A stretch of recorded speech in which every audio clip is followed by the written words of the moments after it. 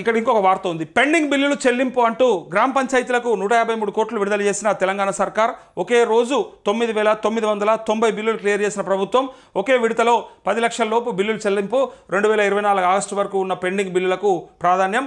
ఇక్కడ ఎస్డిఎఫ్ కింద చేపట్టిన వివిధ పనులకు 85 కోట్లు విడుదల అంటూ ఇక్కడ 85 కోట్లేమో ఎస్డిఎఫ్ పనుల కింద చేపట్టిన పనులు ఏవైతే ఉంటాయో ఆ పనులకి రిలీజ్ చేస్తే గ్రామ పంచాయతీలకు 153 కోట్లు రిలీజ్ చేసినట్టుగా 153 కాదు 1053 కోట్లు ఇచ్చినా తప్పు లేదు. ఎందుకంటే ఇలా గ్రామ పంచాయతీల పరిస్థితి అట్లా ఉంది.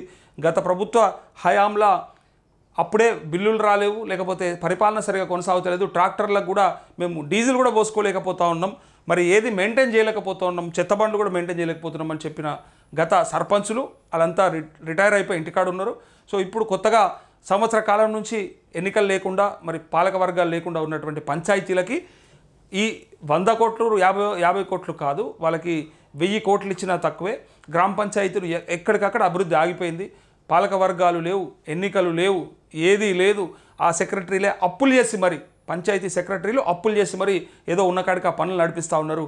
సరే వాళ్ళ మీద ఎందుకు ఆ భారం, మరి మిగిలిన బిల్లులన్నీ కూడా క్లియర్ చేయాలి. ఇదంతా ఎవరెవరైతే అప్పుడు పనులు చేసిరో ఆత్మహత్యలు చేసుకున్నారు, పనులు చేసి వాళ్ళకి బిల్లులు వస్తలేవని ఆత్మహత్యలకే కొంతమంది పోయినరు. సో అలాంటి పరిస్థితుల్లో ఉన్నటువంటి పంచాయతీలని అట్లే పాలక వర్గాలని ఇప్పుడు పనులు చేసినటువంటి ఆ కాంట్రాక్టర్లు, చిన్న కాంట్రాక్టర్లు 10 లక్షల లోపు ఉన్న వాళ్ళకి కమిషన్లు ఇవ్వరు కాబట్టి వీళ్ళకి రిలీజ్ చేయరా అని చెప్పి డైరెక్ట్గా పోయి మన బట్టి చాంబర్ ముందు కూర్చున్నటువంటి కాంట్రాక్టర్లను చూసినాం మనము. సో వాళ్ళకి రిలీజ్ అయినట్టుగా ఇక్కడ వార్త 153 కోట్లు. ఇంకా ఏమైనా పెండింగ్ ఉంటే కూడా వాళ్ళు క్లియర్ చేస్తే అయిపోతుంది వాళ్ళకి.